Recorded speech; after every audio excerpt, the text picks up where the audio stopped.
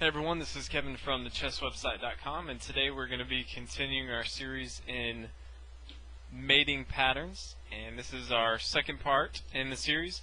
And the first mating pattern that we are going to go over today is Damiano's Mate, and as you can tell, it arises from this situation right here where you have either a pawn or a bishop on g6. It really doesn't matter, each one, and we have our queen here on the open h file, and as you can see here, we don't have a pawn here on our h-file. It doesn't really matter as long as the h-file is open or semi-open, that we can have access to the king here. And it's white's move, and white can bring his queen to h7 and checkmate the king. The king is blocked off from f8. There is a piece on f8, and he can't come to this f7 square because our pawn or bishop is in the way. So this is Damiano's Mate. Now let's take a look at an example and see how we can apply that to an actual game.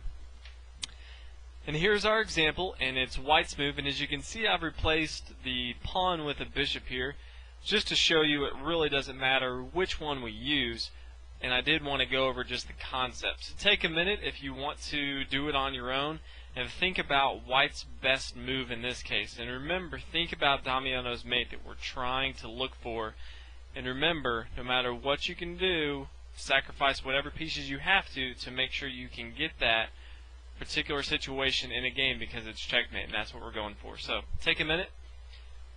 Hopefully you came up with the move rook to h8, and it's a sacrifice move. Black's only move is to capture this rook. He can't come to f7 or h7 because of the bishop, and he can't come to h7 because of our rook as well. He has to take on h8. We can now bring our rook to h1, check again, he has to move back. We can now sacrifice another rook on h8. Again, he has to take on h8. We can now bring our queen to h1. He is forced to retreat once again to g8. And here we have Damiano's Mate. We can bring our queen to h7 and checkmate. So as you can see in this situation, we actually sacrificed two rooks. But in the very end, since we know what Damiano's Mate is, we had a pretty easy win, mate in 5. So let's go ahead and take a look at the next example mating pattern.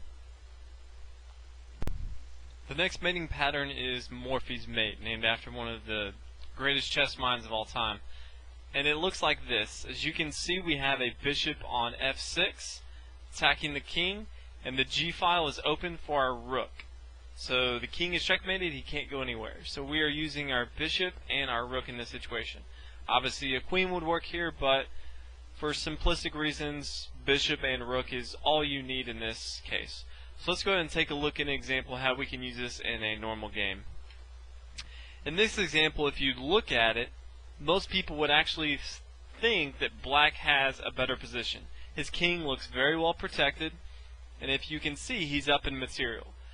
But since we know Morphes Mate, we can use the rules that we've looked at to approach a game where we know the ending is going to be good for us. So take a minute and think about where you think white should go so that we can approach Morphes Mate. And hopefully you came up with the move queen captures f6. Now from here we are threatening queen takes on g7 checkmate. So they're going to have to defend that. Once they take on f6, now where do we go? We bring our rook to g1 check, and when the king moves, we can now come in with our bishop, capture on f6, and checkmate. So from here, it looked like a pretty even situation. It even looked like black was ahead, but we were able to have a queen sacrifice because we knew Morphes Mate, and we have a pretty easy win. So let's go ahead and take a look at the next example. This is kind of like Morphes Mate, and it's Morphes Concealed Mate. Morphes Concealed Mate is very similar to Morphes Mate, but there's one additional step that you have to take, and we're going to go over that now. So pause the video and see if you can try to figure out how to mate, in this case, as white. The first move is going to, hopefully you figured out, the first move is rook captures on g7. The black king is forced to move to h8, and now the key move right here. A lot of players will want to move their rook back to g1. This is actually going to be a huge mistake. Black can move his pawn to f6, blocking our bishop, and black's actually has a better game here. He has more material, and we no longer have the Morphes Mate threat that we had before. So instead, we need to play a different move instead of rook to g1. And instead of rook g1, we know that when we move our rook, it's going to be a discovered attack from our bishop on b2. So we want to remove this defender on f7 and capture him on f7. We're checking with our bishop, but now that pawn is not going to bring us any more trouble. So now when the king moves back to g8, we can now check on g7. The king is forced to move to h8. We can now come back to g1. Now when the king moves, now the rook is going to have to come to f6 to block. And now we can capture on f6 with our bishop, and it's checkmate. So there's one extra move with Morphes Mate that you have to know to make sure that you don't make a huge blunder and bring your rook back to g1, and instead you take the defender from f7. So those are both Morphes Mate and Morphes Mate. Let's go ahead and take a look at the next mating pattern. The next mating pattern is called Morphes Mate, and it looks like this. Your bishop is on d8, the king cannot move to b6, and he can't move to the d file because of our rook, and our bishop is protected by our rook on d1. And it comes about, we heard about this from one of the most famous games that a lot of you have probably already seen, and it comes about from the situation like this. So take a minute. If you haven't already seen this puzzle, it would definitely be a good puzzle to try on your own, but see if you can reach this position on your own. And hopefully you came up with a brilliant sacrifice, and that is queen to d8. And as you can see here, the king has to capture. He can't move to e7 or d7. He has to capture the queen. From here, white has a fantastic move of bishop to g5 double check. And anytime a king is in double check, he has to move his king. He cannot move any other piece. So the black king is forced to move. If he moves to e8, we can bring our rook to d8 and it'll be checkmate. It doesn't matter. In this case, we'll go ahead and put the black king on c7 just so we can have the same setup as Morphes Mate. That's what happened in the real game. And we can bring our bishop to d8 and it's checkmate. But again, even if the black king moves to e8, we can bring our rook to d8 and it's checkmate. Either way, but as long as you know the situation and how it'll rise. And it normally happens when the king is not castled for black or white, depending on which way it's set up. And white is castled on the queen side, so his rook is lined up on the d file. So that is Morphes Mate, and the next one we're going to look at is Smothered Mate. It's one that you'll see very, very often, and it's the last mate that we're going to look at. So we'll go ahead and take a look at Smothered Mate. Smothered Mate looks like this. The king is trapped in and is checked by the knight here on f7 and can't move. He's what they call smothered.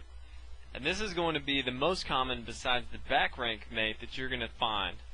And a lot of players miss so many opportunities for smothered mates because they just don't know what to look for. And so we're going to take a look at an example. There's a lot of different examples out there, but we're going to go ahead and take one look at it and see something that you should be looking for when it comes to smothered mate. So the example we're going to look at is here, and as you can see, white is down a whole lot of material, but we have a knight near the black king, and the black king is near the corner, and we have a very active piece, our white queen on the e-file, that can jump into the action very quickly. When you see this, you should be looking for smothered mate. So, take a minute, see if you can figure this out on your own. And hopefully you came up with the move queen to e6 check. Now, black has two options here. His first move is to move into checkmate immediately with king to f8, and then we can checkmate with f7. That's usually not going to happen. Instead, you'll normally see the black king come to h8. Now, here's where it gets interesting. We can bring our knight to f7, check. The only move black has is to move back to g8. And here's the tricky move right here. It's knight to h6. It's a discovered check with our queen. and we're putting our knight where we want him to go. So, like we said before, the king has to move. He's not going to move to f8 because he'd be moving into checkmate, so he's going to move back to h8. And then here, we can bring our queen to g8 check. The black king cannot capture because of our knight. The only move he has is to capture with his rook on g8.